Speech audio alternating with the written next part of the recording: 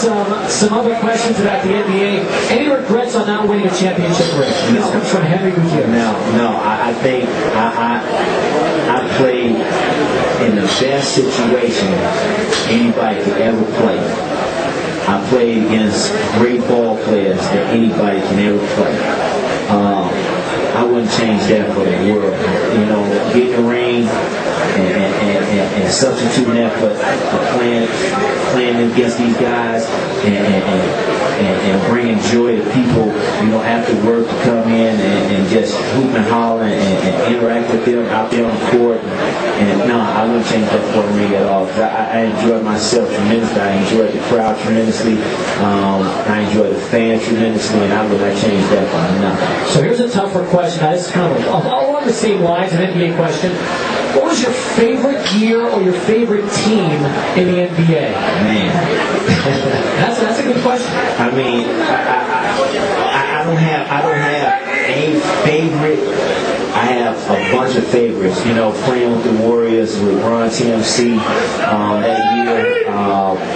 You know, it was fabulous. You know, playing against Magic and beat him and form.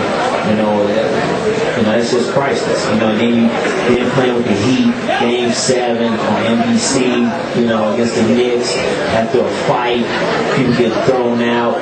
You know, I mean, what can I say? I mean, both of those teams was exciting to me. Some great memories. Oh, so, great some memories. was Golden State, some of Miami. Yes. Any, just out of curiosity, I saw a fan here with a Dallas Mavericks number 10 jersey. Any good Mavericks memories for you? I know it was brief.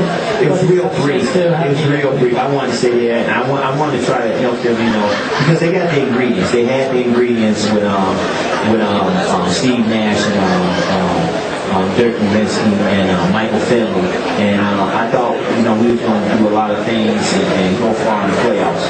And you know, they made a trade. Even though they made a trade, they did go far in the playoffs, but it still wasn't that, you know, what they needed. And that's what they lacking right now. They have a leader now, but they just lacking that, you know, somebody that, I mean, like, you know, that guy that's real mean, that's nasty, that's going to go out and give you 20 points or 20 to 30 points a game. You know, that's what they miss. Well, the scary thing is with his injury right now, they're engaged up in the playoffs. How's that tight in the West? Campbell today, he was talking about that exactly the same thing. He was like, man, every game. I said, you know what? The Warriors is in great shape. The team that needs the Warriors is damaged. And these season's over. These next, and they already lost 4 in a row. So these next, another little mini or something like that, some games out east. But they in trouble. They are in serious trouble. Unless Josh step up. That's the man that got to step up. Jason Kidd got to step up now. And you know you're gonna get something from Jason Terry. But one of the big men have to step up and do something. Did you like the Jason Kidd trade? I love it. I think it they needed leadership. They needed somebody that go out there and play defense against anybody. They needed somebody that they just not used to, you know, getting the ball right where they needed it and just catching and shoot. They used to getting the ball and faking and then dribbling 2 or 3 dribbles, get better. So Jason Kidd is a real point guard. He don't just like Steve Nash. He don't give it to you in your numbers. And all you got to do is catch and shoot, catch and make a layup. They just got to be ready to catch it. And they're not ready to catch it. They're just not prone to his type of basketball. They've been prone to Jason Terry that, you know, pass the ball late or pass it sometimes. You know, the other guy that went to New Jersey, Devin Harris. He's a point guard, but he really don't know when to give the ball to the right person at the right time. So he's still learning that. But you know, they didn't mess up their chemistry, but you know, this kid has got it. They just learn how to be ready to catch and shoot and make plays. More with Tim Hardaway as we continue live from the Three-Legged Monkey. It's a Don Haskins show. We'll be back with more only on News Radio KROD.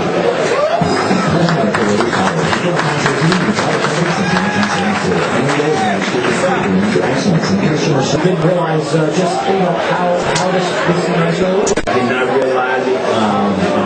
Did not know, and as the weeks and months went past, I'm still finding out. I heard a lot of people, and I'm not that type of way. I'm a loving person, and I'm not here to hurt nobody, and that's who I am. You've always been a very popular one here in El Paso, really throughout the NBA. It's, I think, one of the reasons why some people, when they first found out about it, probably were in disbelief like yourself, but now that you've had a chance to start to educate yourself and learn more about it, I know that you've got a different understanding of it, and I'm sure also, more than anything else, you're there to help preach that education for a lot of people that might not know a lot about it. Exactly.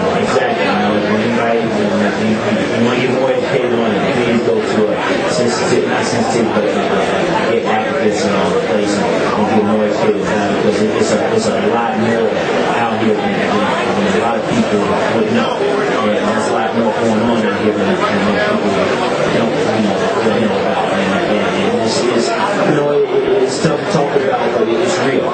It's very real, and we should talk about it, and we should understand that there are people too, and we shouldn't bash them. We should treat them the same as we treat anybody else. I appreciate you being so open and candid with your discussion, and I applaud you for making the effort to do what you've been doing over the last year. That's excellent. It really is. Other questions for you right now? They sure are.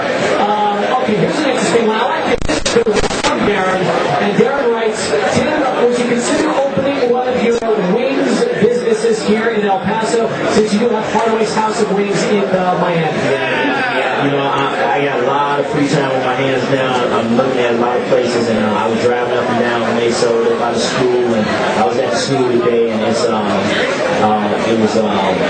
nice to see the school. There's a lot of great things going on at the school. I drove up the mountain right there by going towards Sun Bowl, and I saw that they had built some parking lots, and I was like, wow. Look at the school. They building parking lots now, and I see another dorm going up. I was like, I'm just amazed about what's going on over here. I see they got little screens up in the non-Haskins centers. Look at all this. And I went by the training rooms, all the training rooms. Got a nice training room now.